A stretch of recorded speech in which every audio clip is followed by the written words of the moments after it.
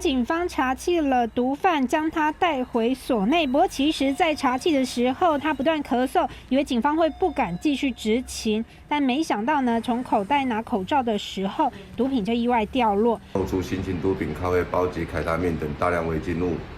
那我们就依法带回侦办。由于李贤不断的咳嗽，以为警方会不敢持续执勤，反让警方在其拿取口罩之际意外掉落物品。